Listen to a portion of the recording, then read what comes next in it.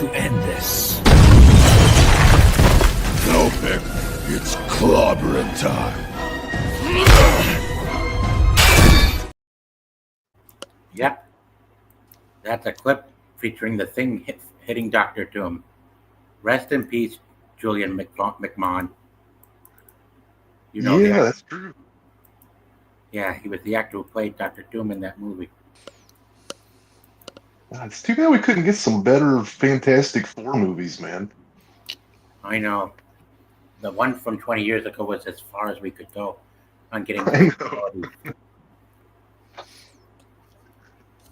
You know what's crazy is like there's so much excellent source material for Fantastic Four, and yet like it gets adapted into I don't know like the most like kind of like not only is it like a really pretty like surface level take on Fantastic Four and like the group dynamics, but it's like whoever put this shit together just like really didn't understand what they were doing. I guess like in a rush to kind of capitalize on the success of Spider-Man at the time.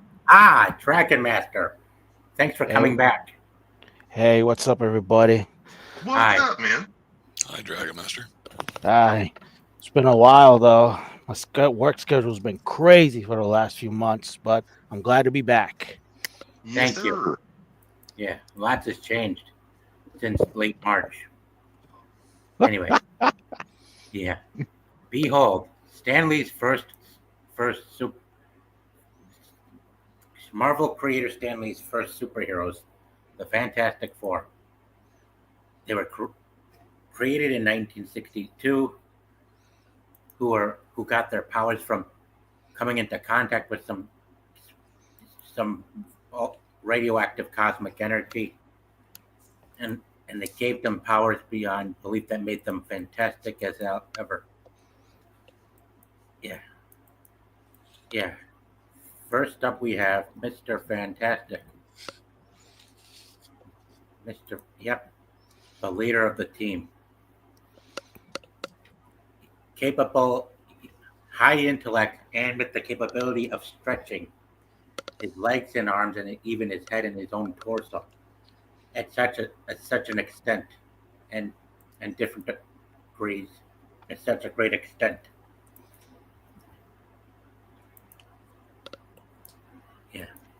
Yeah. Gotta give it to Owen Grufford for bringing the actual version of the character to life.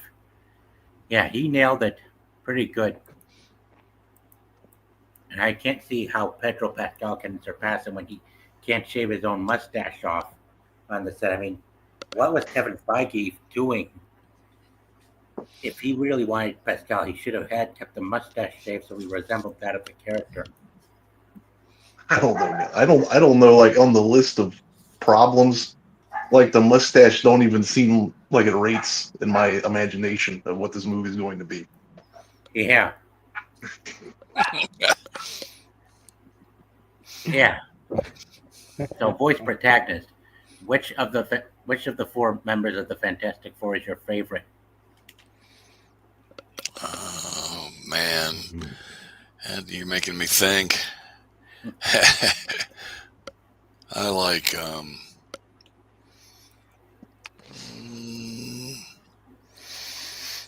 think it's the Human Torch. Because when I was introduced to the Fantastic Four in the 70s with a box of comic books, I thought the Human Torch was pretty cool.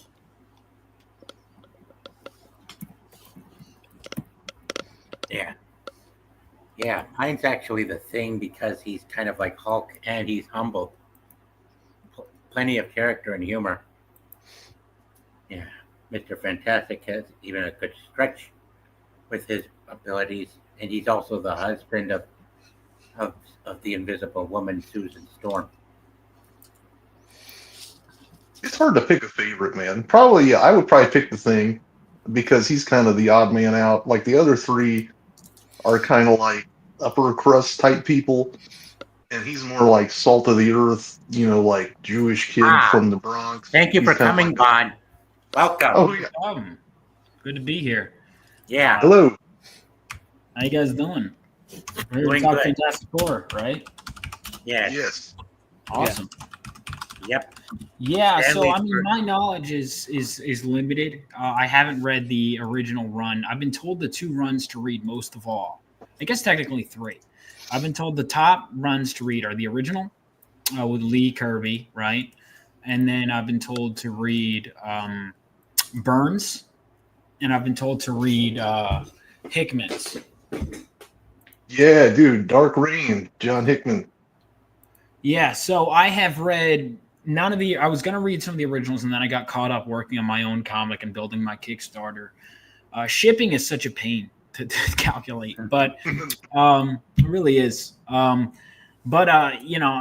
read one issue of Burns Fantastic Four, and someone because it was part of the, or maybe two issues that tied in with my X-Men reading. But I've read that. Yeah, I've read the X-Men Fantastic Four crossover.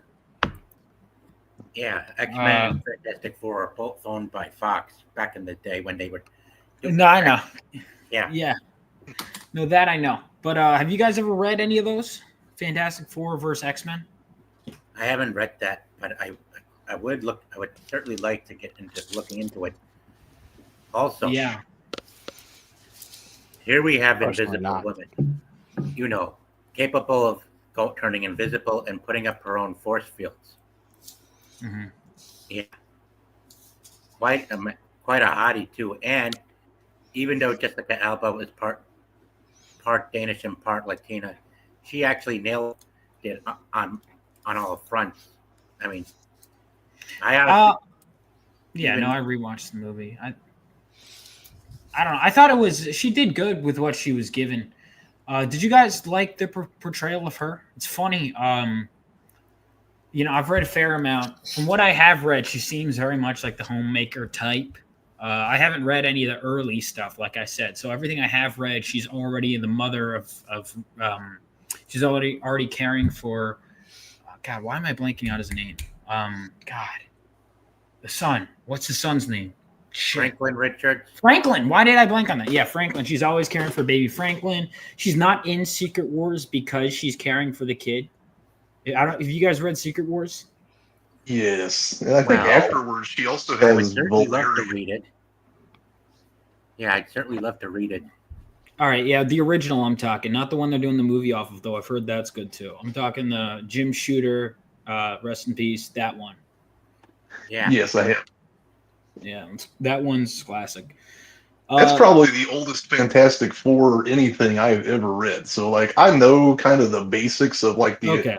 like kickoff of the Silver Age stuff, but I've never actually like held those old comics and read them. So like Secret Wars I know really well, and then Dark Reign, and then whatever. Let's see, he had like another. That might be the oldest chronology. Oh, no, yeah, it's not. the Marquis of Death run. I've read that one as well. So I'm turning. The oldest I've read actually technically were some Spider-Man issues because they appear in Spider-Man issue 1. I think they're even on the cover. Yeah, Spider-Man So- shows up and like tries to audition for the Fantastic Four. Yeah, and I think what surprised me too, I didn't know because I had only really seen the movies and animated shows and whatever. I didn't realize that Human Torch was the teenage kid. I didn't realize he was the same Yeah. age as Peter Parker. I always assumed he was. Really? Yeah, which is why he's always like he was the immature one, right? Because he was the Yeah. kid. He was the kid brother of Sue.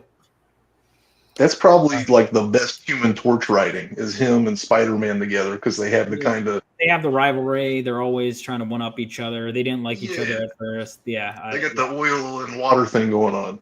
yeah, I like that a lot. Yeah. Yeah, Human Torch man. is a hot shot. Yeah, apparently they're downplaying the womanizer element, and people are like, "Well, he wasn't a womanizer in the original." Is one of the defenses I heard, and I go, "Okay, but is he a teenager in this version?" Oh, Uh, no. That's silly. If he's a teenager, then that's a valid complaint or valid point. But if he's not a teenager, that's not a valid point. Because like even Yeah. in Secret Wars, like Colossus, there's this alien chick that initially Human Torch was for, and then he's like she's all over him, and then he's kind of like, yeah, whatever. discards her, and then Colossus falls for her. Yeah. Yeah, I gotta give Chris Evans credit for playing the character. He did in great. 2005. He actually matched everything about the character from the movie as well. I mean, yeah, he was taking chicks big time. Yeah, I wouldn't really hold any of these actors accountable for what this movie is because, like Vaughn said it right away, like they did the best with what they had. Yeah. I mean, like, all right. So, another that just passed away is the guy who played Doctor Doom. Again, he did the best with what he was given. It's not his fault that they decided to show Doom's face in his first scene and then made him a CEO. Yeah. He's Doom in name only. You know, Well, like they tied Doom into the Fantastic Four getting their powers, and it's like, what are we doing, guys? they've done Why it are we twice too. Like, I know. because I think it's a cool thing to have someone who's outside of the family.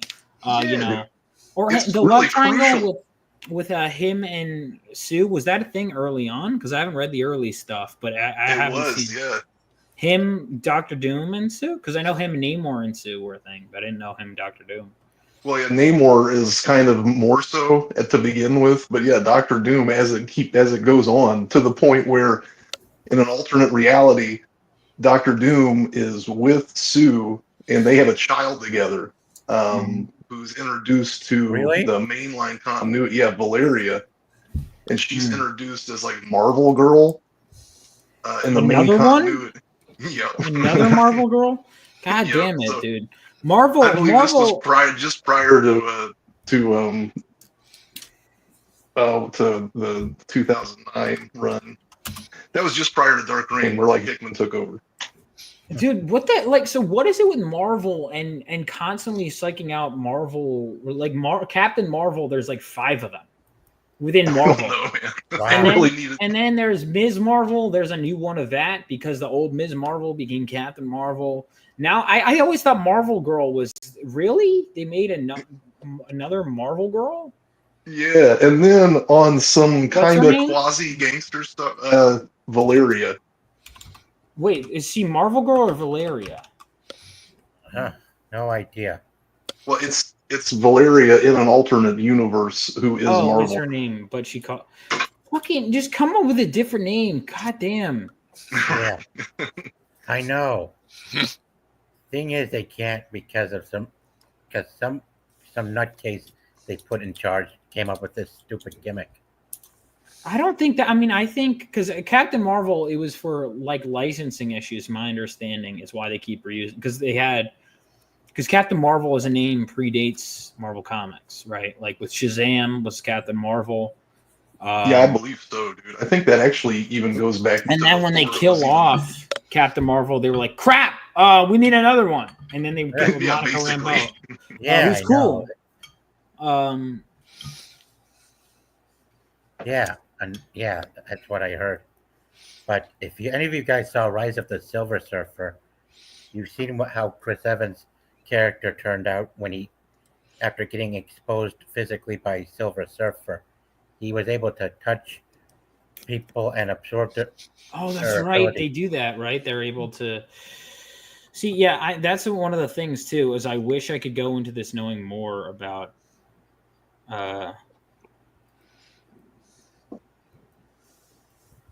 These characters. Yeah. I mean, I wish I knew more about them going in, especially because it looks like they're pulling from the '60s stuff. So I'd love to be able to compare. I'll try and read some before the movie, but I'm not going to get to the Galactus stuff, which it looks like they're pulling from. Well, like strangely, man, from pulling from that '60s stuff in lots of the other Marvel properties, they're like directly lifting stories and other characters from the Fantastic Four and like assigning them to these other Marvel. Like which ones? Which ones are they doing that with? So they're. I know the Skrulls were. Well, yeah, Skrulls is one thing, but like Ronan the Accuser is a Fantastic Four villain. That's right. Yeah, yeah, because he's part of the Kree, which are enemies of the Fantastic Four as well.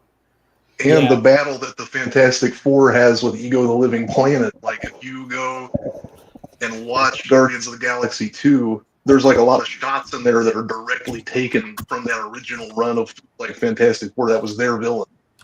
Yeah, it seems like the public perception thinks the Fantastic Four aren't important. And I mean, like I said, I haven't read Yes. much of them because, I mean, they've been treated like afterthoughts for. They have been, Vaughn. That's decades. totally accurate. That was like if there was one thing that we could talk about in this panel discussion, that was it. That like the Fantastic Four basically feel like an afterthought in the And they comic started this zeitgeist. shit, dude. I know it's like so unjustified. And I say that as Yeah. someone who I've read like a fair amount, but even then, I know.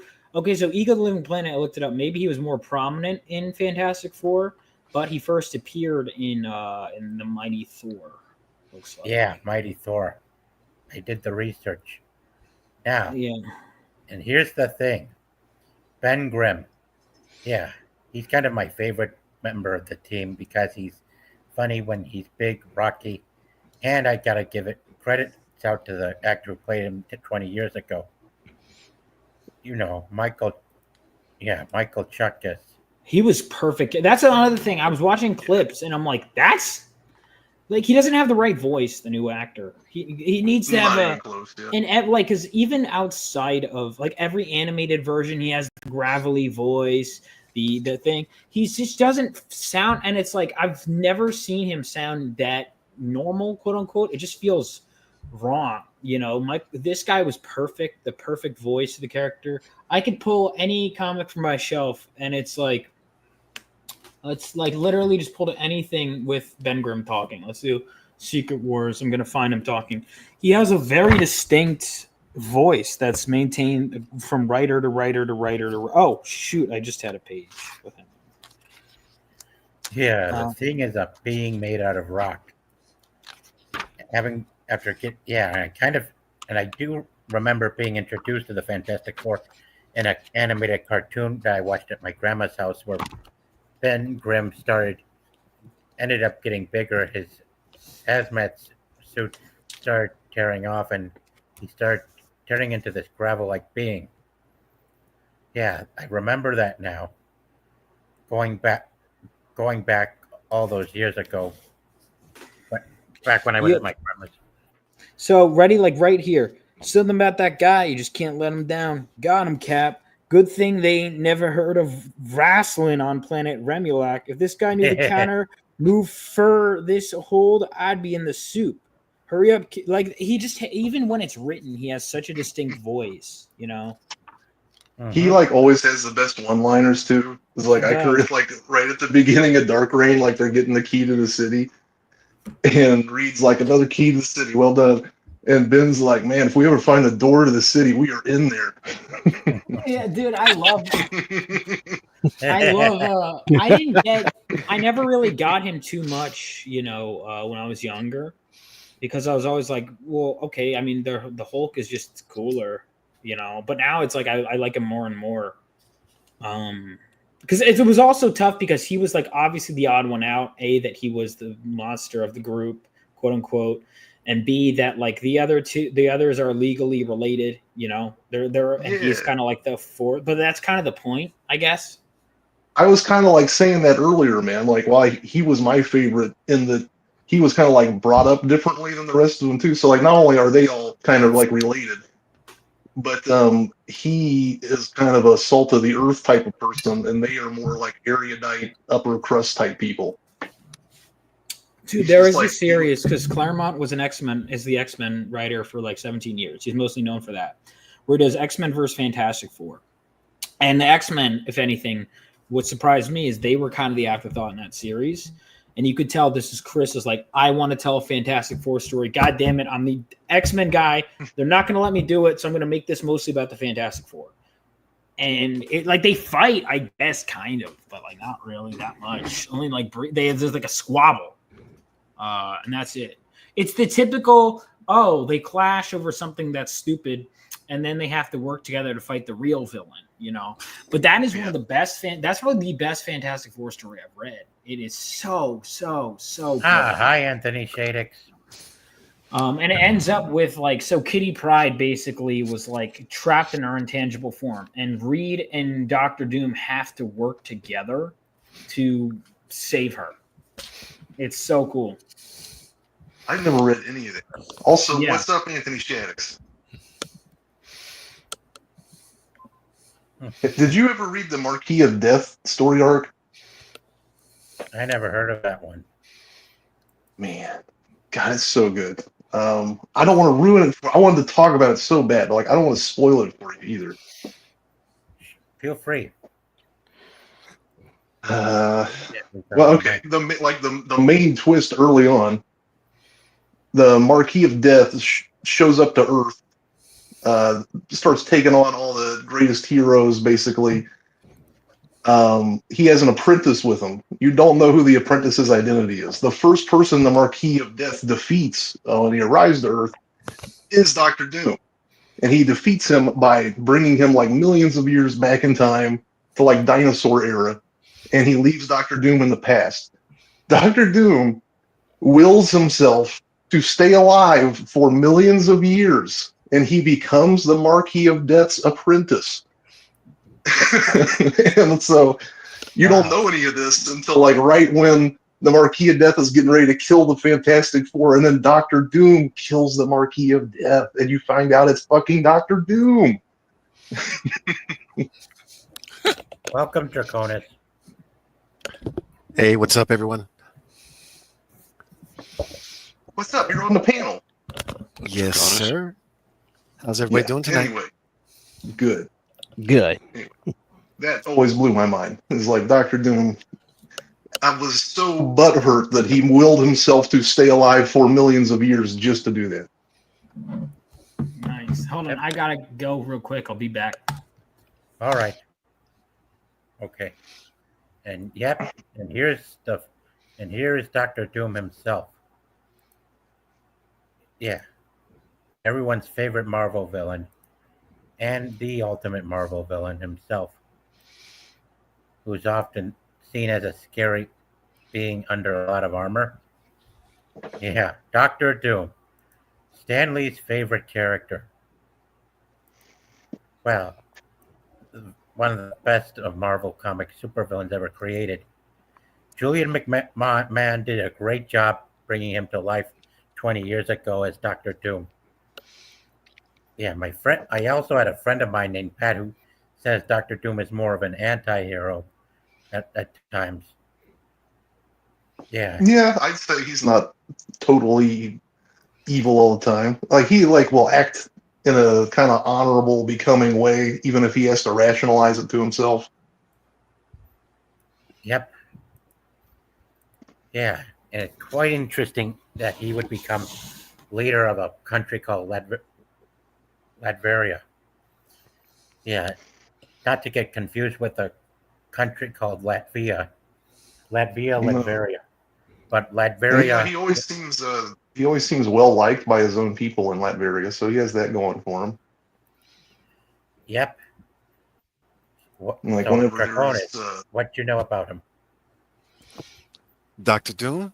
Oh, Yeah. man, he's one of the coolest villains in Marvel Universe all time, in my opinion. Yep, he sure is. He had a mix of high tech with his armor suit, plus he was also like a sorcerer as well, right? He knew magic. He did.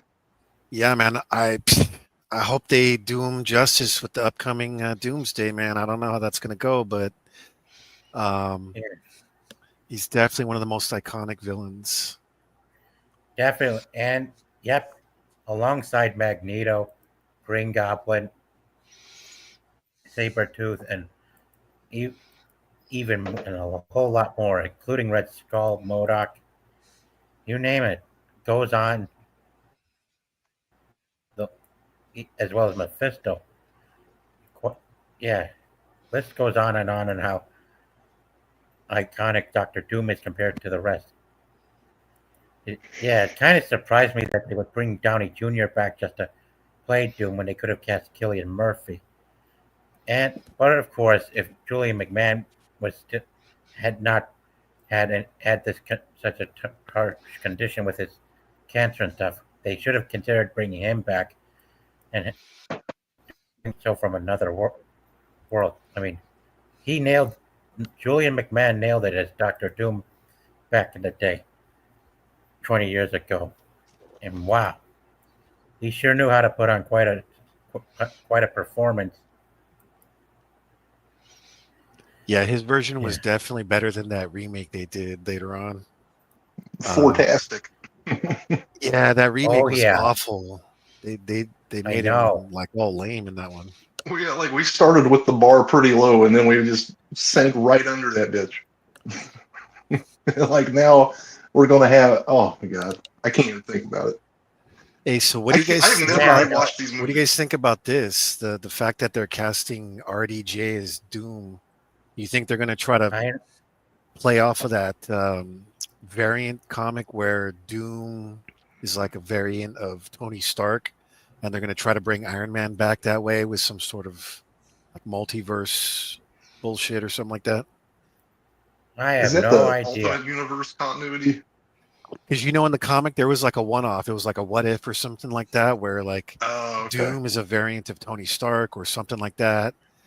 I don't know. That would be cool. Like that, at least they had the foresight to like, we're make it half-ass make sense. I mean, having RDJ play another character when he's already been established as Iron Man, right? It's like, why would they do that?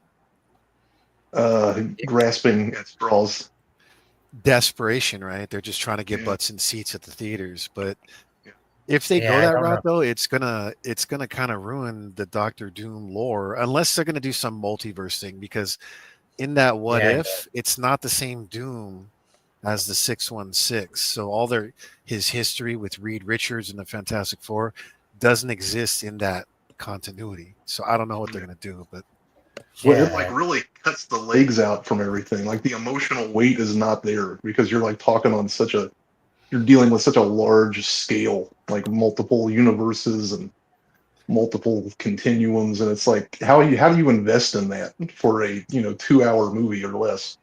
it's gotten out of hand with all that It multiverse has. stuff they're doing. They're going too crazy with it. Yep. yeah, I know. It kind of seems to. And I have a feeling that RDJ's casting as Doom over Killian Murphy might impact the chances of the box office success even more if they go on ahead with it without bothering to do any reshoots last minute. I mean, we seen what they did to Mandarin in Iron Man 3, and that they couldn't do him 100% comic accurate when they brought the real thing in Shang-Chi. And now they decide to make Doctor Doom Tony Stark instead of the actual Victor Von Doom that we know. I mean, wow. Yeah, so much has gotten out of hand, guys. It, I'm still curious to know how it will turn out. But, well, it's sure to, and I know people are not going to just boycott just because they're bummed that they're making him that they're going the CW Savitar route, where they made Savitar Barry Allen instead of Eddie Thawne or some Serbian giant from the Balkans. Yeah, it's kind of the exact same formula they've taken from the CW Flash series, except he's not someone from a different timeline, but mostly from a different dimension. I mean, I had watched that series. I had watched all the way through that season and probably the season after that. And really, the only thing I can remember is the first two seasons, and then all the rest is just kind of blurs together. Mm-hmm. Well, Marvel's been in a downhill for a couple of years now. Like the most recent ones have been like nothing but failures at the box office. So I see Yep. this as a literal act of desperation because they know Robert Downey Jr. is like an established actor. So in their mind, if they could bring him back for the Doctor Doom role, then they could come up with some crazy story about the multiverse where he was Tony Stark this world, but then he was Doctor Doom another world. And I really don't see how they're gonna make that work. Neither don't do Yeah. I. Yeah. Please don't. No. Yeah, It I just know. sounds Like, like a we bad just- idea. It does. Yeah, real bad idea. I mean, they already messed up one of the best Marvel comic supervillains recently back in Iron Man 3 and not do him properly in Shang-Chi. And now they're ruining the most iconic number one villain of all Marvel comic book supervillains just by putting Downey in the costume instead of putting Cillian Murphy or even Julian McMahon if he wasn't going through cancer in the suit. Wow. Yeah. I mean, Yeah, I got a feeling they're going to try that crossover BS where they switch Doom over to Iron Man, because they're probably in the writing room thinking, hey, this is going to be a brilliant idea. You know, everybody misses Tony Stark, Iron Man with RDJ. This is a way we could bring him back and get the crowd excited, but it's not. We're gonna tie That it all simple. together. No, it sure isn't. Yeah. It's, you know, and they already screwed up by killing off Tony Stark in Endgame anyways. They killed off Tony Stark, and then they basically ended Captain America, right? Because they had him grow old and stay in the past or whatever, and this and that. So those two characters are out, which is going to be difficult because if this all leads up to Secret Wars, that original comic run, Captain America and Tony Stark were both in Secret Wars. So now that they're not in the picture, you know, how are they going to juggle all that? And then they got the Thunderbolts and all this stuff. It's like they weren't even in the mix in the original comic run. I don't know who here, if anyone was like collecting comics and had those runs back in the day, but the lineup they got going in for this Secret Wars doesn't add up. It's way off. It's going to be a reimagining. Yeah, modernization. yeah. They're making it up as they go.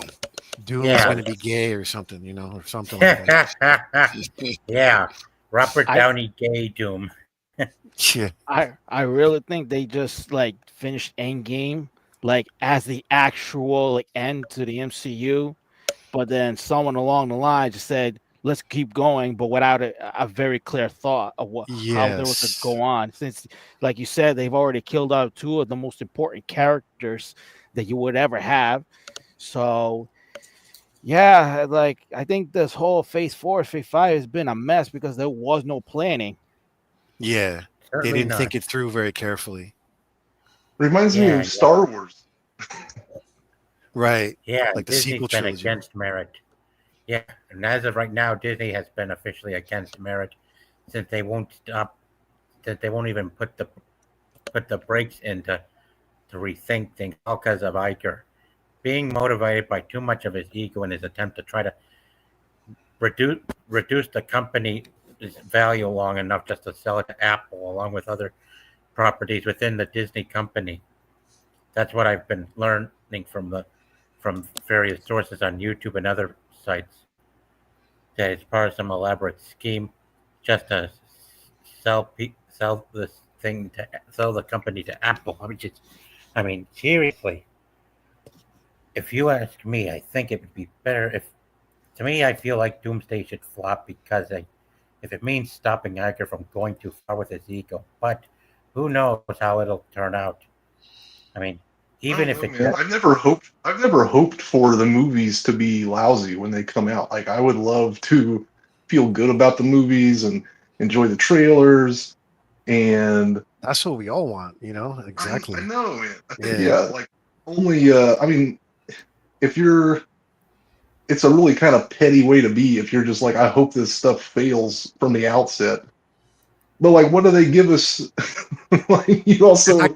They're not giving us much hope, though. You know, it's like That's what I mean. That's what I'm trying to say. Yeah, it's like I have, the evidence of my eyes, right? So I can only work with what you guys are giving me, and what you guys are giving me is really not inspiring confidence.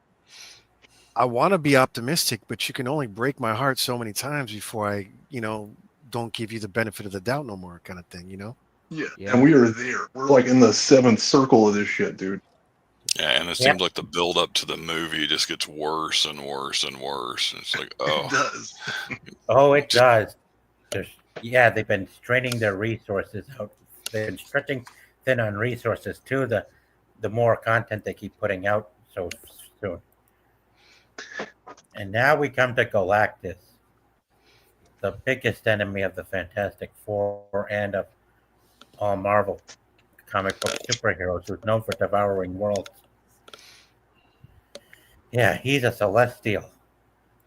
Can't remember who or what his name is, but man, he is so enormous, larger than can't tell how big he is, but from what I understand, they're finally bringing him in after slacking off from even doing the actual version of the character in the Silver Surfer film. Yeah, I mean, they had no creative imagination when they did Rise of the Silver Surfer and making Galactus look more like space clouds instead of like this in his actual form. Totally Yeah, squandered. that was awful. They I made remember him going into to like the theaters. a nebula cloud or some crazy shit. Yeah, Yeah. they gave him the parallax treatment, like from Yeah. Green Lantern. Oh yeah, that's right.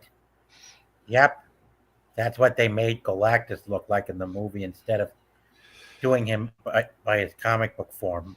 But And which the is what trailers for Fantastic Four, where they got him like he's like going for a walk down through Manhattan or some shit on foot. Like, where's he going? Like, why is he even walking around? Isn't he here to like eat the planet? Yeah, Is he going down to like, where's he going? Like, he's going to Levain's because they got a boat, the buy one get one on cannoli or some shit. Like, he's going for a walk. Like, what is he doing?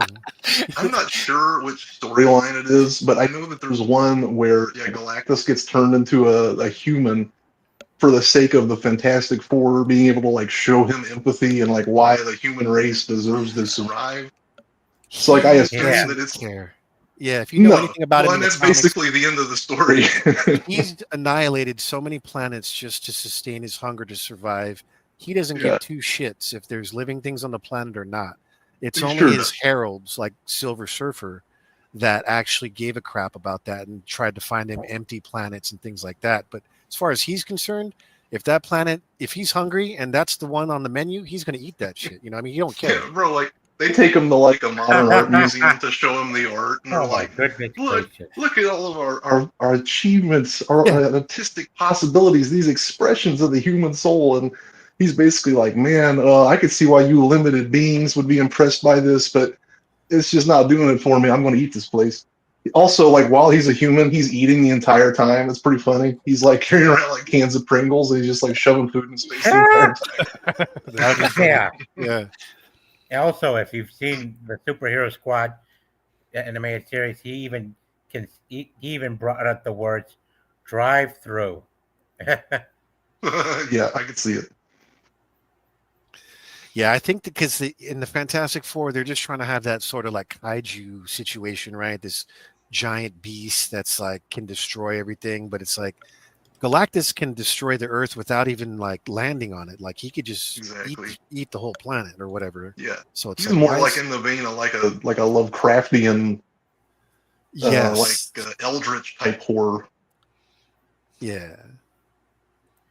Yeah, So, yeah, the kaiju thing is like, I don't know. Again, it kind of points to you guys have the property, you have the characters, you have all the money in the world, and yet you like just don't understand how all these pieces fit together. Again, I think that's the biggest problem is the writing. It always starts there, right? Without a solid script written by people who know the lore and care about it, and you know what I mean, like pay attention to what the majority of the fans are looking for.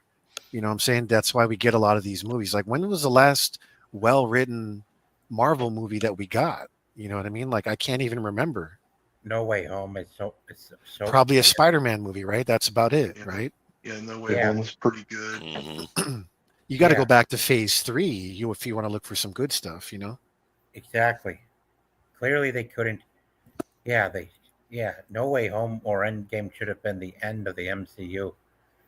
Clearly, their lust to trying out things over what they invest in, as well as their ego, has been completely problematic. And what's Yeah. worse is they got the government and other institutions backing them. But here's the Silver Surfer, Galactus's main herald. Yeah. This is him from 2007, portrayed by Doug Jones and voiced by Lawrence Fishburne. Keanu Reeves. It was Lawrence Fishburne. No shit, I did not know that. Really?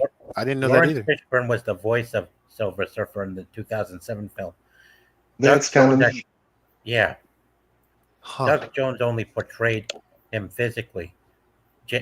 Lawrence Fishburne voiced him. Yeah, kind of like David Prowse playing Darth Vader, but with James Earl Jones as the voice of Vader. That's the kind of thing. I'm with you. Yeah, they did him pretty solid in that movie. The way they did him, it's definitely better than having a female surfer for sure. Oh yeah, that's exactly what I was about to say. Dude, Silver Surfette. Hey, you know what though, man? It's just for me personally, it's just not believable that Galactus would ever recruit below double D's. We got to get like the titty slider on this Silver Surfette. She's got she ain't got nothing going on. It's no good. Right. Yeah. Like, what are We we need the double doing, D's guys? at least minimum. You gotta bring the heavies. You know. Then we could probably power through. You know, and Yeah, I will make it work. you know. Yeah, and this is what we're getting out of the 2025 movie coming up in the next 2 weeks. I mean, they couldn't even get Sydney Sweeney or even someone hot with more fine looking body for this part. They always got to really get on people's nerves sometimes when they do. Well, and like again, it points again to like, okay, you got all the pieces in place. You just don't understand like why people like. I mean, okay, forget Silver Surfer. Just assuming it was gender neutral character, it's like you still do not understand how like what role the Silver Surfer plays in this narrative. Yeah, I know. Yeah, and it doesn't look good for the box office on this film either. No, by the sheer fact that like you're even making these considerations, like, okay, well maybe we can gender swap the Silver Surfer. Like, okay, I'm gonna stop you right there. You're already losing me. Nobody's Like, gonna what listen are you to her. doing? Yeah, Yeah, they're just gonna be like, "What is this chick talking about, man? Just like move along." You're like, "What are you doing?" Hi, Malty. Hi, Malty, nice to see you, what's up, Malty. bud? What's up, Malty? Malti. Yeah, Yep. Jessica Alba was definitely one of the highlights of those movies. Because my only gripe is that she turned invisible whenever she went nude. That was a problem for me. Yeah. That was a total ripoff. I felt real missed ripped off. opportunity. Yes. Vanessa Kirby ain't gonna top her. I'm sorry. Nah. No, I agree. Nowhere Correct, close. Master. Not even Yeah. close. Yeah, Alba is by far the best Invisible Woman so far, despite being like part Latina and stuff. There's a part. Especially during this I'm sorry, time. you go ahead. I was gonna say, especially during this time, she was in her prime. She was, dude. That was like around the Sin City era, maybe like a couple of Yes. years after. Yeah, there were plenty of hot dames in the 2000s films, and she was one of them alongside Halle Berry, Rosario Dawson, Eva Mendes, Sarah Foster, Elijah Cuthbert, heck, even Jessica Biel, and so much Yep. more, as well as even Rosalind Sanchez. I mean, my goodness. As well as Reese, including Reese Witherspoon and Rachel McAdams. Man, Don't forget the queen, Salma Hayek. Salma Hayek. She's the ultimate in my book. Now that you said Rachel McAdams, Terrace House guy's going to show up. He's going to like be summoned. yeah. Oh, and they I was even had thinking- and Go check ahead, man. this out. She even wore glasses in Rise of the Silver Surfer. I mean, yeah. I mean, it works. Works for me. Me too. There is a scene in the second movie, which again I've only ever seen the one time, and it's basically the one thing I remember about the movie, other than like when the Silver Surfer shows up, and it's Reed Richards squaring off with like an army dude in the woods, like they're there to make contact with the Silver Surfer on behalf of like the UN or something, and Mr. Fantastic feels like they're being slighted, like this is our job, we're supposed to make contact with this guy, and basically Reed Richards tells him, I'm the wealthy enigmatic millionaire now, I have the super hot wife, and I'm not going to be talked down to by this high school bully like I was when I was younger. And I'm thinking, like, who envisioned Reed Richards in this way? It was like such a betrayal of like, none of this makes any sense, man. Like to the Yeah. point where I still think about it now, like in this panel discussion, only having seen the movie one time, like 15 years ago. Yeah. Like you always like you just have no understanding. Like Reed Richards would never talk to anybody like this. It makes no sense. Bro. And then what didn't this like army colonel or whatever, didn't he just like he was always pissy with Reed for like no good reason? Like he was just Yeah. trying to start shit for any reason possible. It didn't even really make sense why he was always starting trouble. Yeah, No, it Andre really- Brower. Yeah, Yeah, he that's just the guy. died as well. He died as well last year. He was Oh, I from didn't know Brooklyn Nine.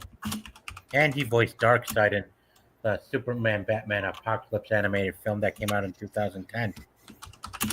Heh, who would have thought? Also, there are Galactus in the comics had more heralds. Somebody is doing some typing. Somebody Yeah, playing sorry, I have some a long- Call of Duty. Ah, welcome back, Vaughn. Sorry, Welcome back.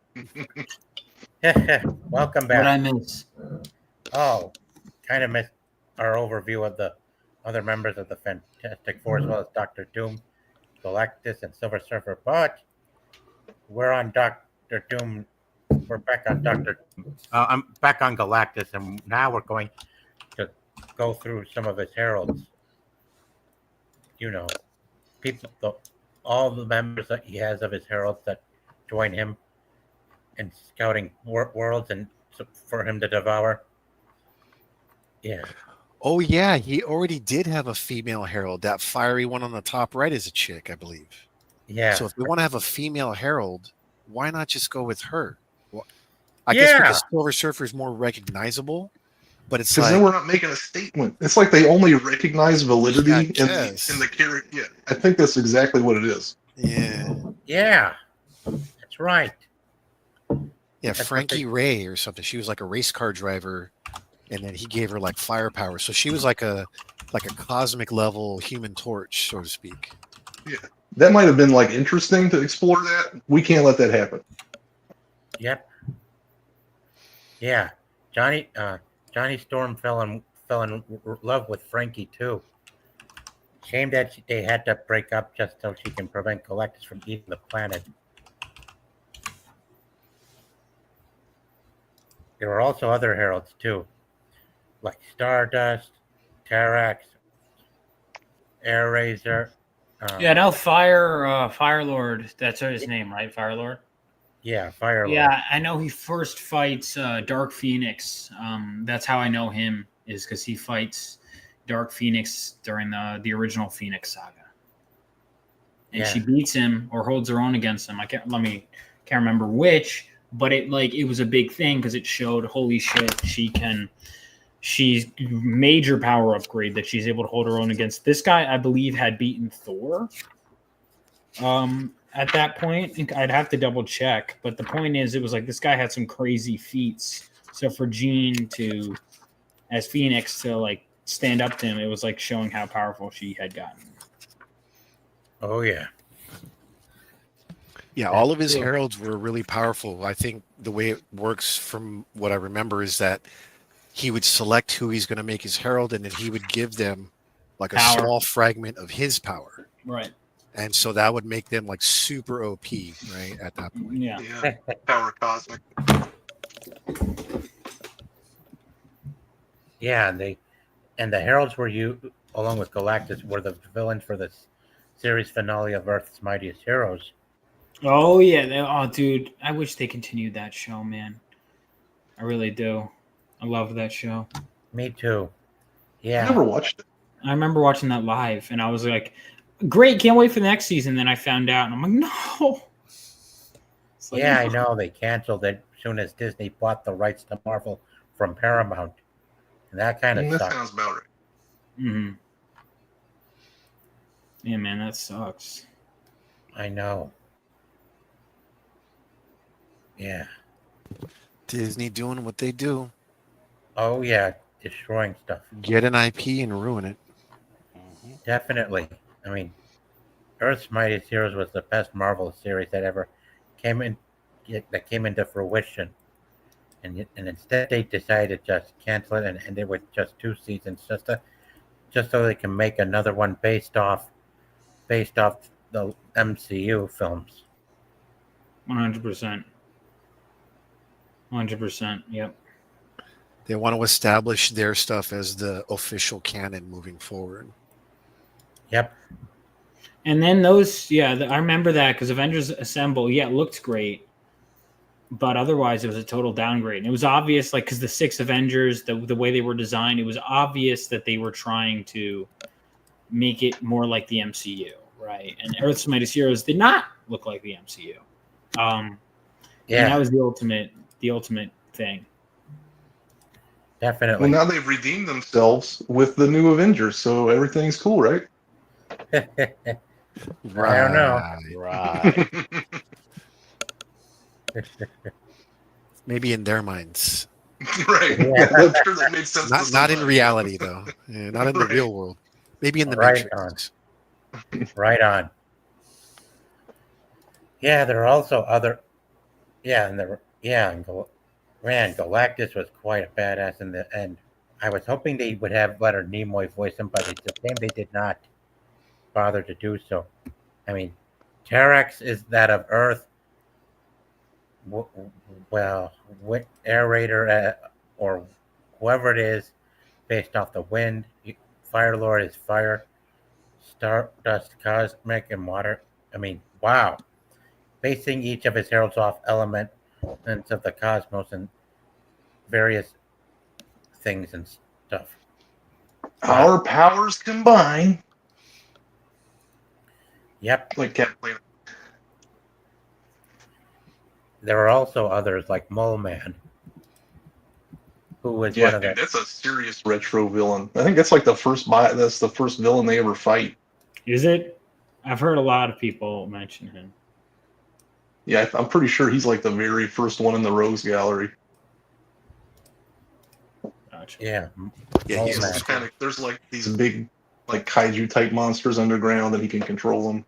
There's also a dude named like Paste Pot Pete who has a glue gun. That's it's like pretty silly. Yep. Mole Man. Yeah, they even introduced the guy in the 2015 movie, and my God, they really did him wrong and poorly. I mean, he was portrayed by the same actor who played Samuel Stearns, aka the leader, in the 2015 film. And my God, they did him wrong. I mean, wow. I've never seen that. Yeah. He does show up in that Dark Reign series though from 2009. Yep. Yeah, Mole Man and his ally. Yeah, and this thing that he rides, that's his ally, and the creature that they fight against at the start of the Fantastic Four comic series. Hey, so this guy didn't actually have any powers, right? He was more like a genius and had like tech and stuff. Is that what it was? Yeah, he was more of a genius. Okay. He was able to like control these monsters that lived like subterranean monsters somehow. I don't know if he had like some kind of technology he used to do that. Okay. Yep, Mole Man controlled these things, and I believe that is one of the creatures that we saw in the trailer that was, promoting one of the pizzeria places.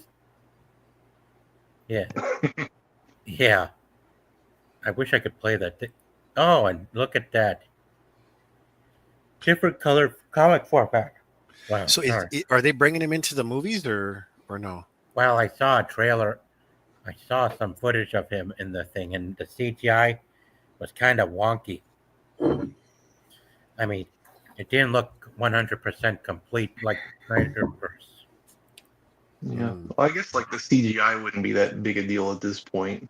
It seems like there's a lot bigger kind of like structure idea problems. Yeah. Yeah, it just seems like going straight to Galactus on your first opening movie seems a bit soon.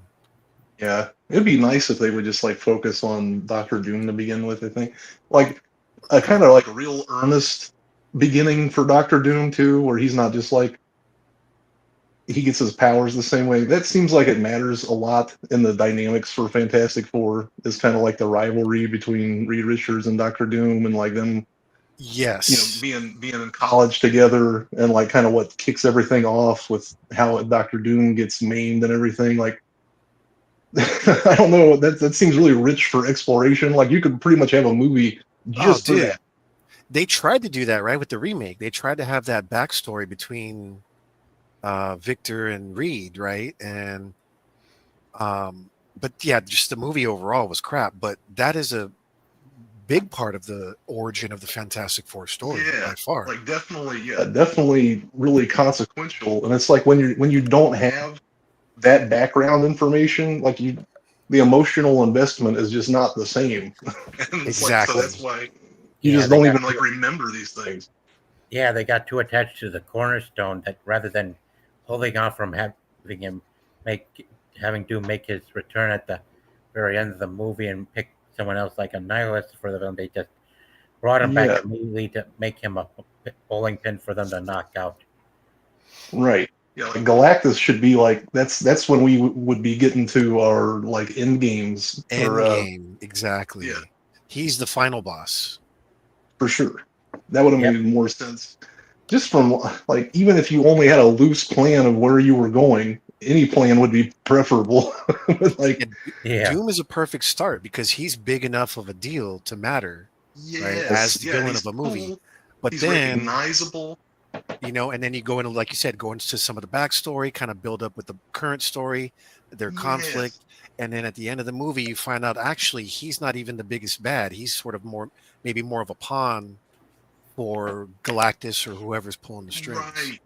Yeah. That feels a lot more like organic storytelling. yep. And here's another supervillain of the Fantastic Four, and an elite member of the Skrulls known as Clerk, aka the Super Skrull. He's well known for having acquired the Fantastic Four's powers, which made him the Super Skrull that he is, taking them on and single-handedly. Yeah, quite incredible too. Having all that power with him at once, kind of like Johnny Storm wielding the power of the other members of the Fantastic Four. Yeah, but all This guy had the cheat codes. He had all their powers. He did. Yep. I yeah, kind of like, you kind of feel for the Skrulls too, as far as villains go, because it's like they really did get screwed over pretty bad. Like, I could see why they, yeah, they screwed up the Skrulls big time in the MCU with the Secret Invasion series. Went too far with their I pride meant and like more their in ego the with what they comic want. book,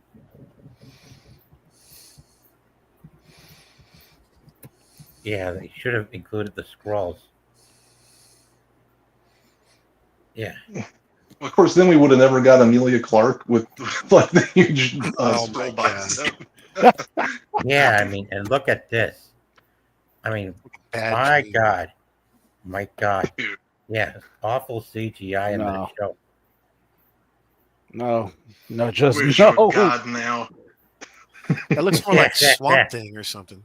The creature from the Black Lagoon looked better. than Yeah, that. exactly. Yeah, better than this. Jeez.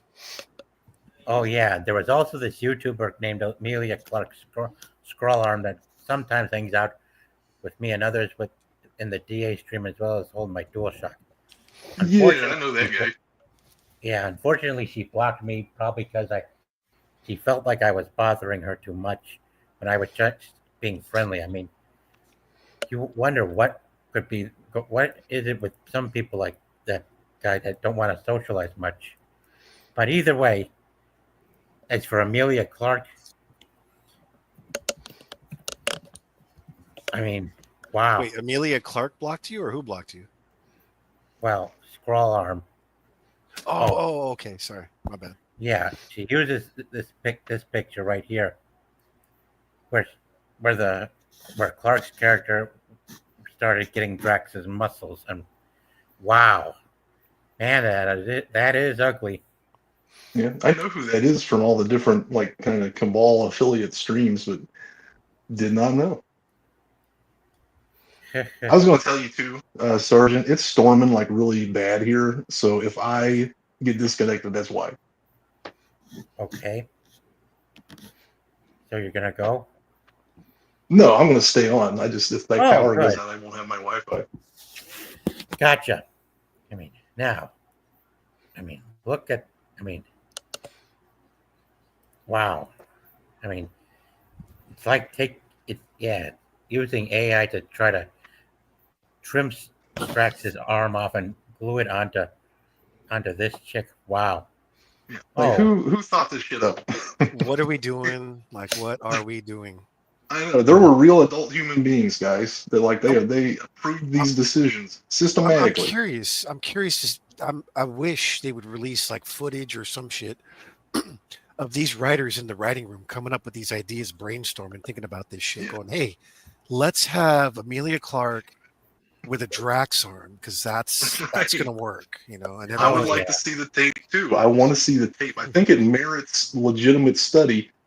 that would probably be more entertaining than the show itself, right? If you It probably see these would, people- man. to me, Oh, and Sane there's another. idea will really be dismissed. Yeah. You're out. No, that makes sense. Get out of here. Girl Right. boss. Right. That's why.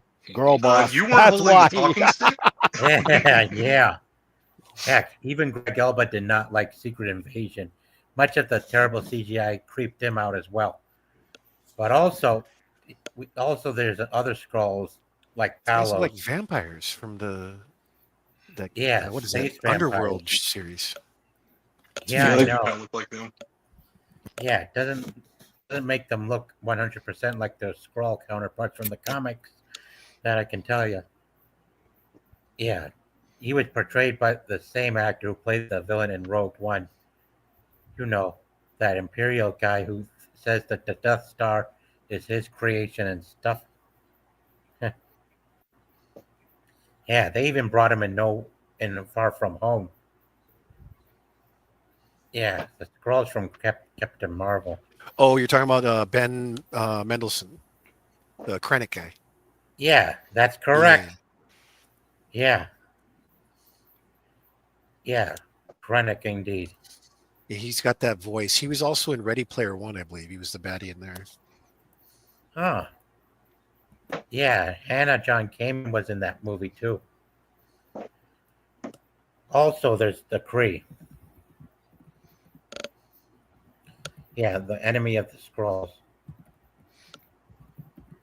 I think Fantastic Four, like in that original run, they fight the Kree. See, like, I never read any of that stuff, so like anything I know about it, it's been from I don't know where like watching a different comics explain type video where they like have to reference back to it. So it's like I got bits and bobs.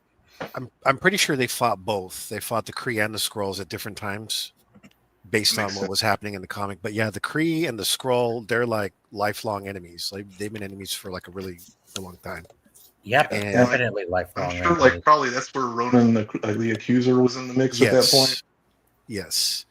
And I believe, well, not Carol Danvers, but the original Captain Marvel, the dude Captain Marvel was also a Kree. Ah, Yeah.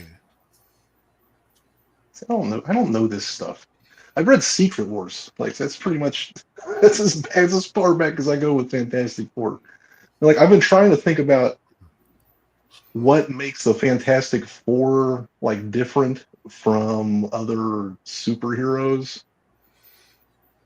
Like kind of what set them apart, who they were like kind of designed, like incepted to compete with the Justice League, I guess, and So I think Make they them were unique. considered they're considered the first family of Marvel, like a family unit that is a group of superheroes. right. And if I'm not mistaken, I think they came before the Avengers. So Yeah, they're like they one of did. the first actual teams. Of So course they have. yeah. But as time continued, we got better and different characters, you know what I mean, like later on. So yeah, back in the day when I collected comics, I didn't really do much with the Fantastic Four. I was more into I like didn't either. X-Men and Avengers and Spidey.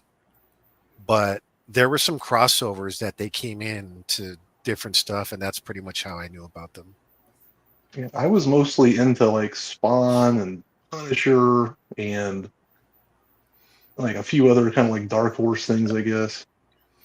All this didn't come till much later for me. Yeah. Saturday morning cartoon. Okay, yeah. So they had a cartoon back in the day in the 70s. That's early too, because that's before like the Spider-Man Yeah. cartoon. And now, like, I've seen some episodes of that cartoon, and it is wacky, man. Oh yeah, I remember that. I was a kid then, and that's one of the. It's like some of the stuff. Like I said, I was old comics from back in the '60s and early '70s, and I remember vaguely this TV show. It was like, wow. Yeah, it's out there. Like, there's some episodes, I think, where like Barney Rubble and Fred Flintstone are there for some reason, like hanging out with the Thing. Got that crossover. Right. Oh, This was a little bit before my time. I was right around the Spider-Man cartoon times in the 80s, but I do remember the cartoon Fantastic Four. I just never saw any of the episodes though. yeah, I hear you. By the time I'm watching Saturday morning cartoons, it's like the end of the 90s. Yep, that as well. Yeah, Kree and Skrulls fighting each other. Yeah, even Captain Marvel was fighting the Skrulls while dealing with the leaders of the Kree. He was cool in the comics. He was really cool. I don't know why they gave Carol Danvers the Captain Marvel title. She's Ms. Marvel, I think. Yeah, I don't even understand why they had to gender swap Marvel as well. I think it's another one of those cases of the writers only perceive legitimacy in like the male counterpart characters. It's like we have to take an existing character. It's the same thing like when they do like a needless race swap that everyone like scratches their head over. It's like Yeah. it has to be. We have to replace a white male in some way or fashion, and that way we'll have this character will be legitimate. You are Trying to correct. virtue signal. Yeah, exactly. There's nothing to it besides that. It's strictly the signal. Definitely the signal. Yeah. It's like, on the face of it, I'm not necessarily opposed if they're going to have a reason for why they change something about a character. Like, I'm not totally inflexible here. Like, I'm willing to try to wrap my mind around it. But if you're going to do it just to be doing it for the sake of like a self-insert or some kind of like ideological reason, like who's going to get behind that, man? Exactly. Yeah. If you give us a good backstory and a good reason of how it integrates into the story for some reason, we can work with that. You know what I mean? But Yeah. if you're just doing it just to try to virtue signal and politicize things with modern politics, it's like nobody wants that, man. Nobody tunes in to Marvel superheroes because we want to talk about politics, right? That's the last thing we want. And then right there on the before you even gone ahead with the story, watch the movie. It's the vision has already been like tainted by this. Yeah. The well is poison. Keith Sarapeka did a great job voicing Ronan the Accuser in the Earth's Mightiest Heroes cartoon. Yeah. I need to watch this, guys. How have I not seen this? Yeah. They used him as a Oh, villain. dude, it's really good. It's up there with the old school X-Men cartoon. Like it's up there. Yep. Yeah, I'm gonna cue that up. Yeah, no doubt that the reason they used Ronan as the villain for Guardians of the Galaxy has everything to do with the Infinity Stones, especially the one he used in the movie. That because he attached it to his hammer to help him overcome its power, you know why they went this highly deviant route with Ronan. Yeah. Which one was his? Was it the Mind Stone? The Power Stone. Stone. Yeah, the Power purple Stone, one. okay. Yeah, the one that obliterates. Which is God, funny that because when they show in the movie, when the Celestial like hits the ground with the staff that has it, it like destroys the planet. But when Ronan uses it, he can't even take out like, Groot or whatever, any of the Guardians. Right. Yeah, that is weird. Yeah, and what was weird was Rocket surviving a blast from the Power Stone when it could have obliterated him. Yeah, he could like nuke the whole planet. I thought with that stone. Yeah, he tried, but he That's a failed. pretty big plot hole, man. I've never even thought about that. Yeah, they gotta. That's the problem. Whenever you have these like cosmically overpowered characters, they gotta nerf them for the movies because otherwise, like same thing with Scarlet Witch. She's a reality warper. She should never lose a fight under any circumstance. She can literally destroy all of her opponents with a thought, right? But yet she decides to shoot like laser blasts at them instead or something. Yep. Yeah, man, I've never tried to watch Multiverse of Madness. I basically like have the story beats. It would be kind of the same thing with Franklin Richards. Yep. Lee Pace played Ronan in the MCU. You know, the actor who played the father of Legolas. Yes. And he was also in a movie Ah. called The Fall. He's actually a really good actor, in my opinion. Yeah, he would even do well playing Brainiac if DC and WB stopped screwing around and repeating stuff. You know, in live action movies, not the animation or video games or anything else. Good call, man. He would be a good Brainiac. He sure would. Now, there are other villains from the that are not part of the world, but not just in space, but in different dimensions. And that would be another villain that Josh Trank and Fox should have gone with for the 2015 movie and not get too attached to the cornerstone that held them back and made them mess up with Doom and Doom. Here's Annihilus.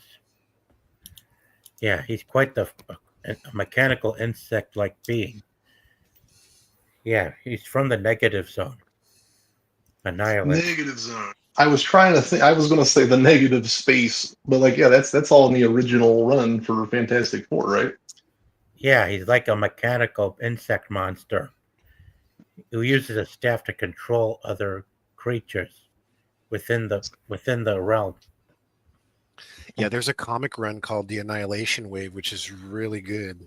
He's like the main villain in that, or one of them. I think they kill Galactus in that. Yeah. Yeah, I think so. Yeah, I believe they do. Yeah, Annihilus. Quite a scary, freaky looking creature. When Jonathan Hickman put together the really long story for Dark Reign, they bring back almost all of these Silver Age villains. He like puts a nice bow on everything and ties it together, because at that point, there's like several continuities going. Yeah, He kind of like serves to reset the Fantastic Four, and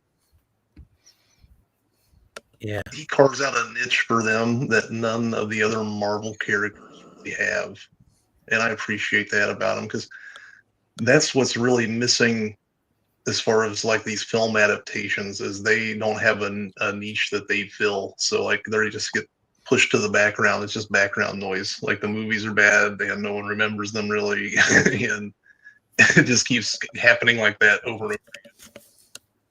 definitely. Yeah, Annihilus even can be. Yeah, I mean, and if you look at Annihilus at his color schemes, he's kind of like an amalgamation of Vulture and Green Goblin, and with the wings, the green, the purple. Yeah, I don't know why they didn't go with him for 2015, but that could have actually helped the movie if they introduced him and pit him against the Fantastic Four, and that the negative zone would have been the place for them to travel to instead of some made up dimension for just to make up some other alternate version of Doom, which really made the movie even worse. Yeah, and I think that was one of the things they changed up in the movies. If you remember, I guess it was the original Guardians, that prison that they were on called the Kiln, I think it was the name, that actually exists in the negative zone. It's in the comics. And it's a Really? place, Oh, dude. yeah, it's a place where they put like cosmic criminals that have been punished by some galactic authority of some sort. But it's like a high-powered prison, and it's in the negative zone. And in the Annihilation Wave run, Annihilus actually like gets all the prisoners there and frees them, and they all fight for him, and then they come in to the 616 zone and start wreaking havoc that way. But yeah, in the Guardians movie, they just have it somewhere out in like, you know, the corner of space in this universe instead. Yeah, so would that be like yet another example of lifting something from the Fantastic Four canon and like applying it to this other Marvel for the sake of the movies? Pretty much, yeah. They take a lot of Yeah. liberties like that. They just pick and choose like it's a buffet or some shit, you know. And it's like Yeah, it's not even that like I'm like angry about it necessarily. It's just like why not just do this for the Fantastic Four?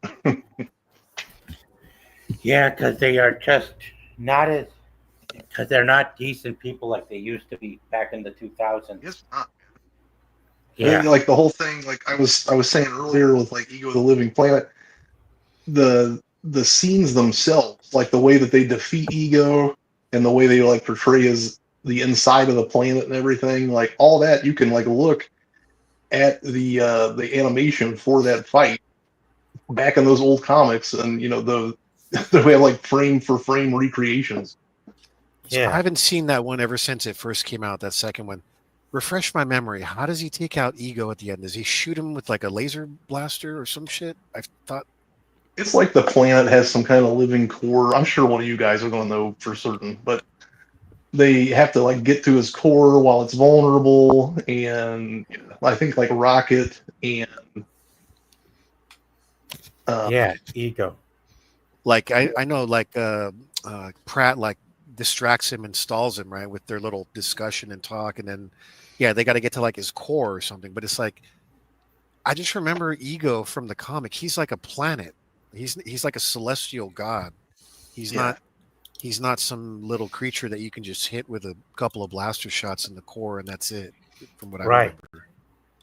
Yeah, ego is a living planet, and he appeared and he definitely came head to head with the Fantastic Four in the comics, even though he started off as an enemy of Thor, or because of Thor traveling through space and stuff. But here, yeah, he definitely fits the MO of being an enemy of Fantastic Four. Yeah, dude, I think Yondu actually kills himself to defeat Ego in the movie.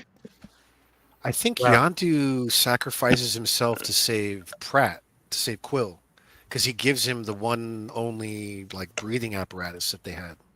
Okay, Isn't that how he Yondu fits goes in there out? If I some. remember. Yeah, he like I thought that like he was there for the final battle, but yeah, I haven't seen that since it came out either, dude. same here. I could be wrong, but yeah, I think I remember they tried to have that like tearjerker moment where, you know, Quill's like, "Oh no, don't do it, Yondu, please." Or oh no, was it? Yeah, and he gave like his like there's only one breathing apparatus or something, and he sacrificed himself and kind of like froze in space or whatever. But yeah, it was That seems cheese. familiar, dude. Yeah. Yeah, but Yeah. destroying Ego with a couple of shots to the core, that I remember that was like I was like, yo, really? Is that what you're gonna do? Right. It was. I mean, I pretty- love Kurt pretty Russell. cheesy. He's one of my favorite actors, but come on, man. Like you're gonna have him I guess he's got to take a human form to communicate with humans and stuff, but this guy's a freaking planet, yo. Like, come on. Well, Yeah, like he took a there's a- human form to when he was with Peter's mother. That's right. And I guess he's able to, you know, like impregnate cross species. You know, he got her pregnant and he's like a half god or whatever, I guess now. Yeah. Or half There god. must be some, I don't remember like really disliking it when I was watching it, but the fact that I've never rewatched it, I guess, like speaks volumes.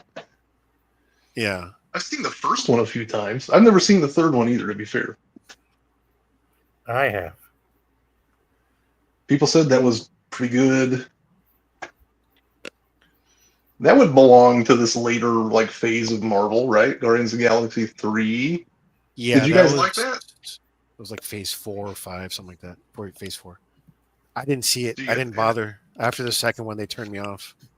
Yeah, I just didn't care either. Yeah, there's Eco from the MCU in his planet form. Hey, listen, guys. I gotta get ready to work, so I'm gonna have to dip it here. Take care, Dragon Master. Thank you so much for bringing me on, Sergeant. I look forward to keep doing this again with you. Me too. Have a good one, Dragon. Take care, All right, buddy. Yeah. Take care. See It you was all. good talking to you. Yeah, Later, man. man. Yeah, this is what Eco looks like as a living planet. Yeah, Yeah, he's like Galactus level power. He's not, he's not just your average villain. exactly. And a Celestial, which is a space god.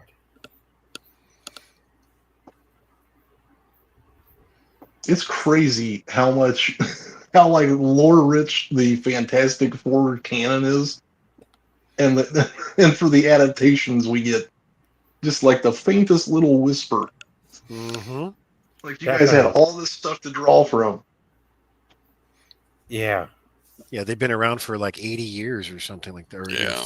60 years. I really get, I really have turned off of comic book movies because of that. Because you read and you get a certain set of expectations, and it gets put on the screen, and you're like, wow, well, that ain't what I thought it was supposed to be. exactly. You broke my heart, Fredo. Yeah, Broke my heart. I knew it was I know you. it was you. yeah, break my heart, Fredo. Seriously, Yeah. though, man, I know exactly what you're saying, man. It's such a heartbreaking experience, especially, for me, I collected a lot of comics when I was young. I read a lot of these things. And to see it put up on screen and just treated this way, it's like, yo, this is no good. It does. It feels like insulting. I don't know. I guess I try to stay objective and just be like, okay, should I be outraged? Am I justified in my outrage? But like they take you there, man.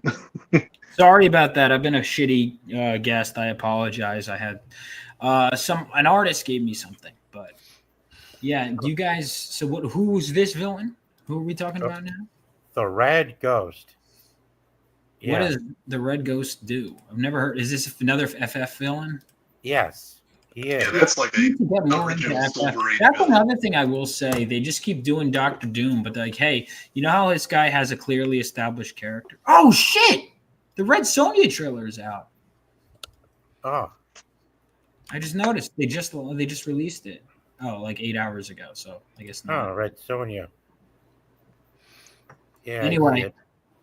Yeah, I think Malkovich, right? He was supposed to play this character, but he supposedly got cut out of the film last minute. Yeah, that's what I've been hearing. That's the leak talk. Man. That would have been cool at least to see John Malkovich. Yeah, he was supposed to play the Red Ghost.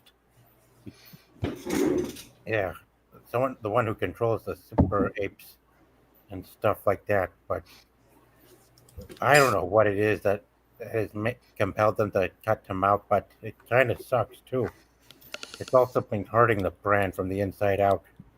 You think Malkovich would have put on his really like crappy Russian accent for the character? Yeah, I His think he Rounders accent? I mean, I'll take that over Hey, that's Pedro. amazing. Shit, Yeah, I guess I would too, honest to God. you know? Yep, me too.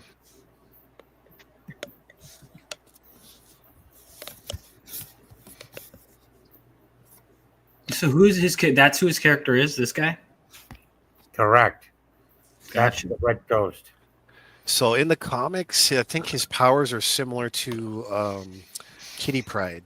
He can go like pass through like matter, like intangible sort of form.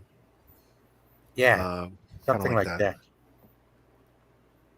I don't think he was too OP, but yeah, he did have a history with Fantastic Four. Yeah, I think it's like he was a part of some kind of Russian experiments where they were subjecting, trying to like make these super apes or whatever, in the same way that like the Fantastic Four got their powers, exposing them to these cosmic rays, and he ended up inadvertently getting exposed to them. So that's Okay. how he gets whatever powers he has. Ivan Kragoff. Yeah, that's That's his the name. Yeah, Russian. Red Ghost, Russian. Yeah. Yeah, there were a lot of Russian villains back in the 60s.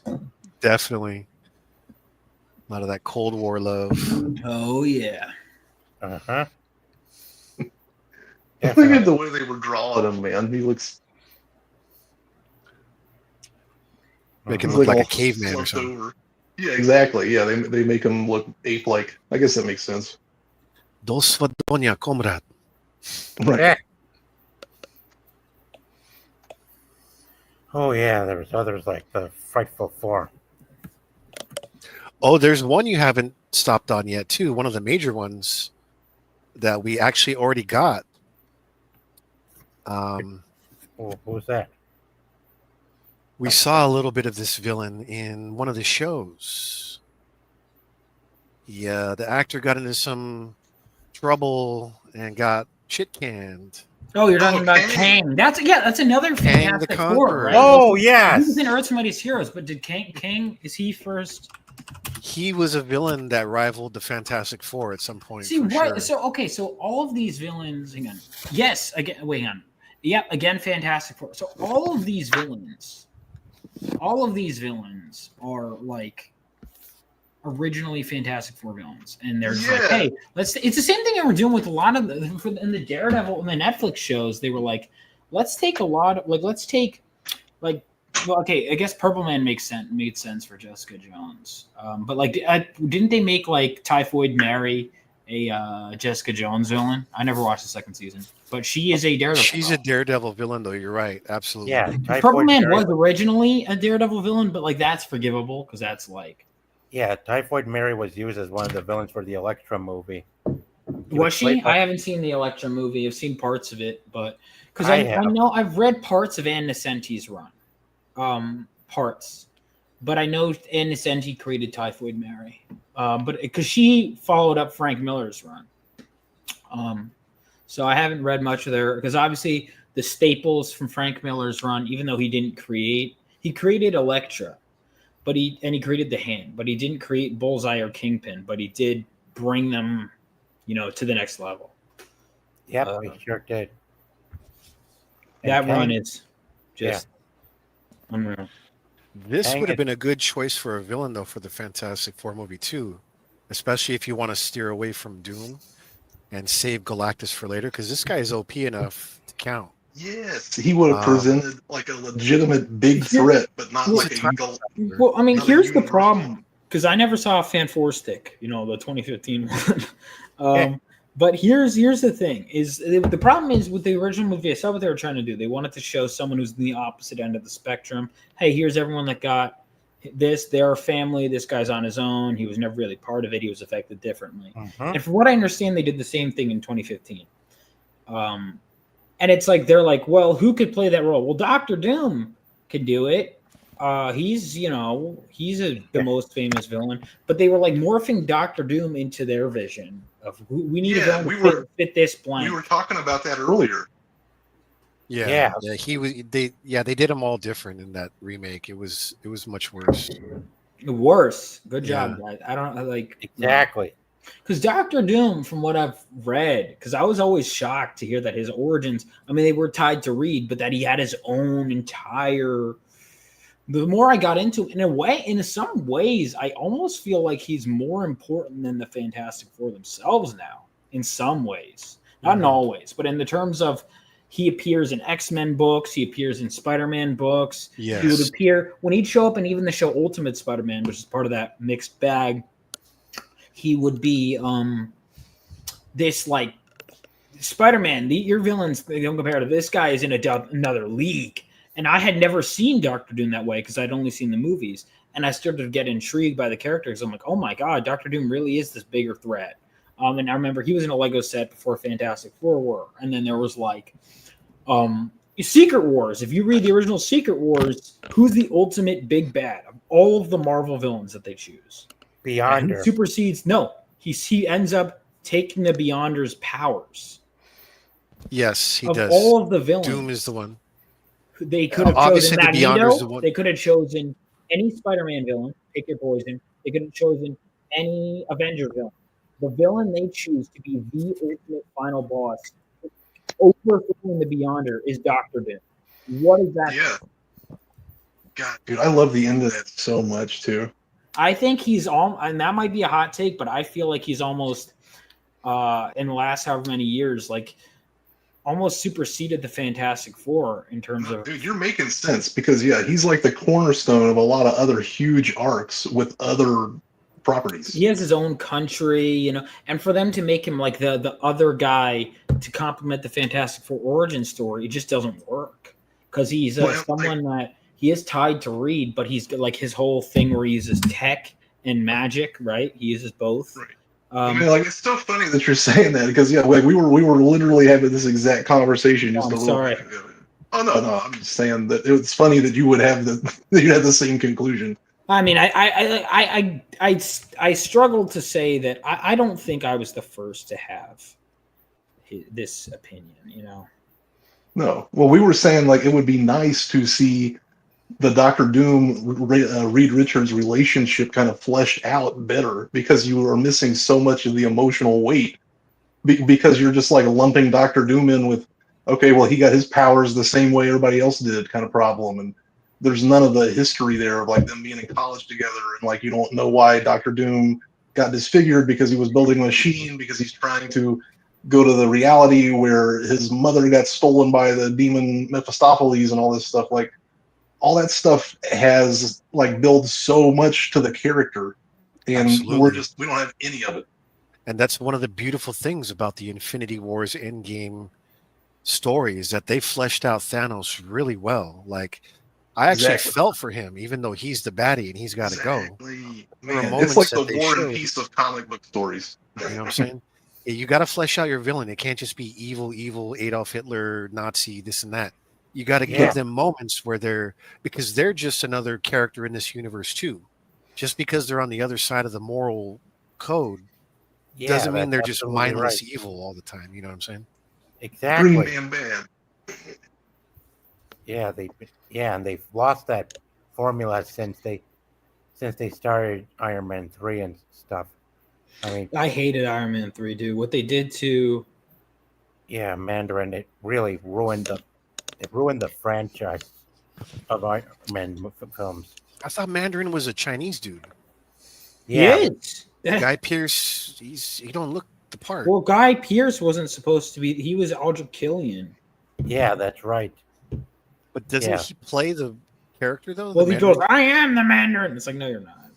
Right. Because the Ben Kingsley character was just like a fake, right? At the beginning. Yeah, but the real Mandarin appeared in Shang-Chi. The real Mandarin appeared in Shang-Chi, but they didn't do the rings. The real Mandarin was the friends we made along the way. That's my hit game.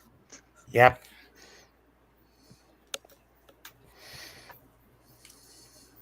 Yeah. Plus, even if they wanted to use Kang in the MCU, they already screwed him because that motherfucker lost to Ant-Man, so he's no good.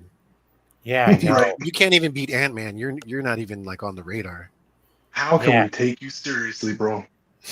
Yeah, studio interference last minute before the film got released. They say it was because of Bob Iger returning as CEO of Disney that he ordered the studio executives to have Feige reshoot some scenes in the movie, claiming it was too dark. That's how he ended up getting RDJ as Dr. Doom instead of Cillian Murphy or anyone else. That's interesting. Yeah, Script Doctor said that it was Iger back last year when he was on Film Threat. Not surprising. Yep. Yeah, Kang had this Council of Kangs. Yeah, there was this Council of Kangs, but where there were different Kangs from different universes and timelines. Yeah, so many alternate reality versions of Kang going back in time. Oh, and check this out. Here's something they took from the comics and put in the movies. See it. Yeah, look at them all. Kangs everywhere. Yeah. Yeah, I know that was another thing is that there's always like a bunch of them, right? Yep, a bunch from different timelines and different universes.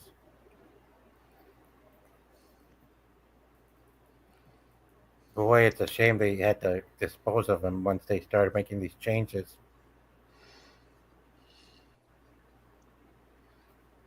Yeah, who knows? Who knows what there is to expect out of Marvel after what just happened? Anyway, anyway, there's more to check out. Yeah, there was a Frightful Four. Ah, here they are. Frightful Four. Enemies of the Fantastic Four. That that were pitted against the team and other heroes back in the day.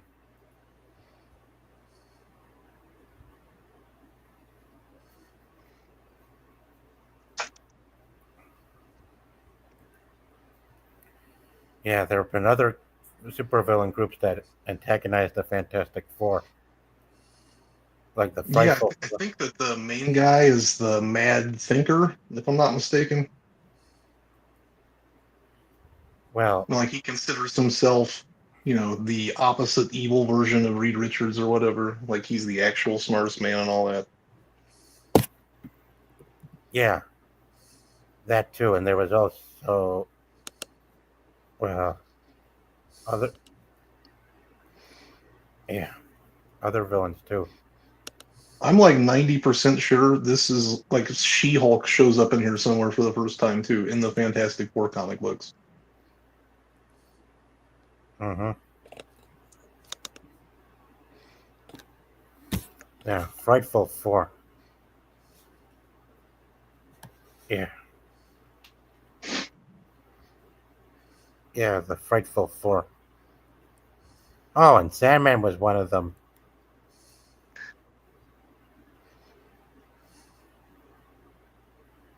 Thundra.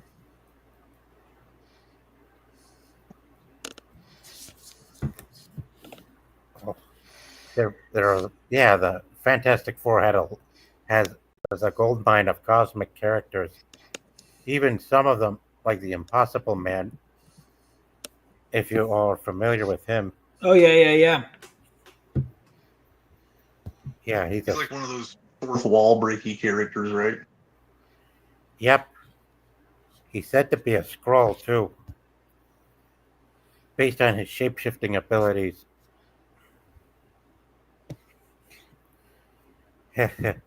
Yeah, he's quite the comic relief.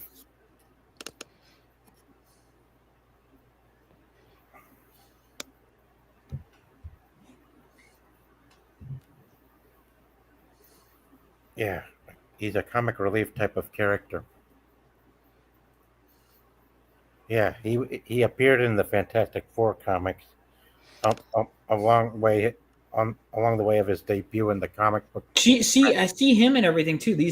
So much of the Marvel universe, so many of the recurring characters and other IPs, all stem from the Fantastic Four. I really need to read this, especially the Kirby Lee run. I understand now, especially this, why so many people say this is their best, one of the most quintessential comics. Because I mean, this character of seeing Doctor Doom, of course, as you show up in everything. Every title you're reading, there's going to be a Doctor Doom arc, at least one, no matter what title it is. Spider-Man, Doctor Doom will show up. X-Men, Doctor Doom will show up. Always. And if not, it's generally because it wasn't a high enough. Like New Mutants, he doesn't show up, right? But they're the little team. Correct. Yep, that's correct. Yeah. Yeah. I don't know what the fascination was with like pairing these things out of the Fantastic Four, continuity and bringing it in to other Marvel movies and stuff. But yeah, it's really noticeable at this point. I didn't realize how noticeable it was until we started talking about all this. But yeah, this is like the sixth or seventh example. Yep, definitely an example. Oh yeah.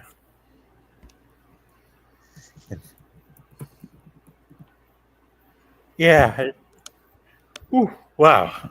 And also, Stanley even portrayed a mailman in the Fantastic Four movies. Oh yeah. Oh yeah. Yeah, they say his name was Larry. Hmm. Yeah, they wasted his cameos in the movies, man. They were all kind of just pointless. They should have had him be like the one above all in his That would've been cameos, right? And just Could've have done little that clips. Yeah. Yeah. And kind of just have like a little mini story that for his character, you get a little snippet of it in each of his cameos. The Watcher character, kind of just like on the outside Something of like everything. that. Yeah. Yeah. That'd have been neato, man. Yeah. Oh yeah, Giratina, that link I sent you, that's a link to Fantastic Four cartoon from the 60s. So I don't know if you want to go through that later or whatever, but Well, I might. Yeah. That's a good point, Anthony. It's like another one of them cases like where you could see all the pieces were there. They're just like not put together correctly. Exactly.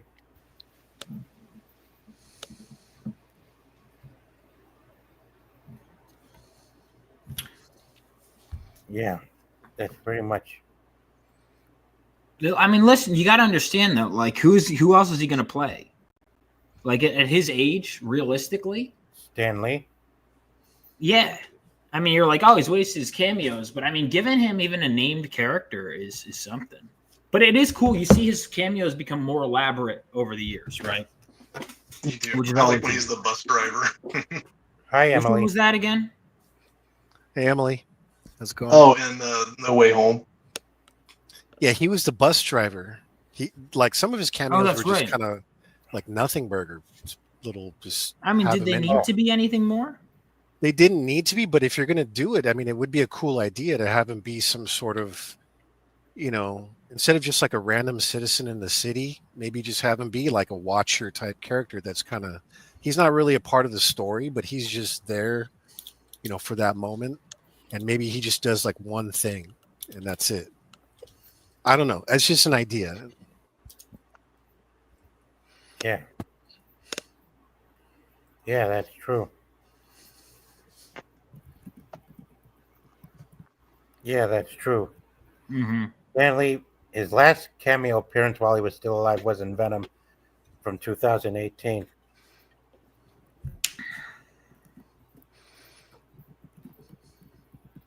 Yeah, and his last cameo appearance was in Endgame. Shame he never got to stay alive enough to do one final cameo for No Way Home. Mm-hmm. You know what we need? We need some more Bruce Campbell cameos. So Yeah, that as well. we'll tie everything together. Oh, and yeah. So far, they did get the thing right with these eyelashes and stuff, but kind of looks like the processing was incomplete at the top. That they didn't get all the details done in time.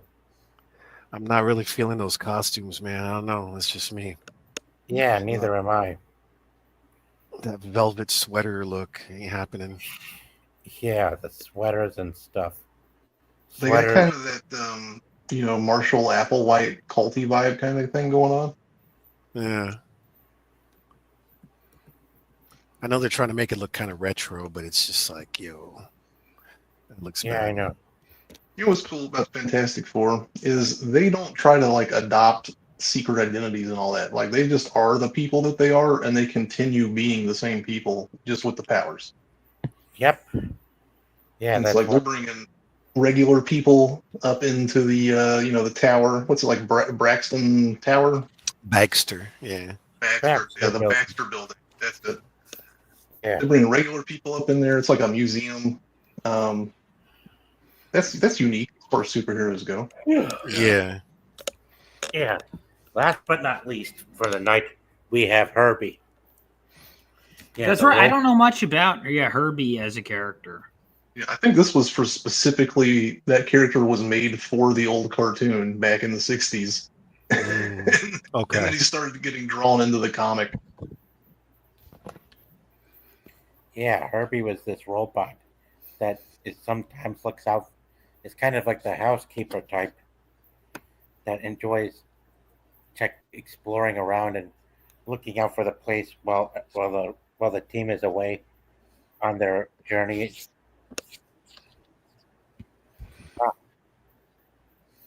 Oh wow, man!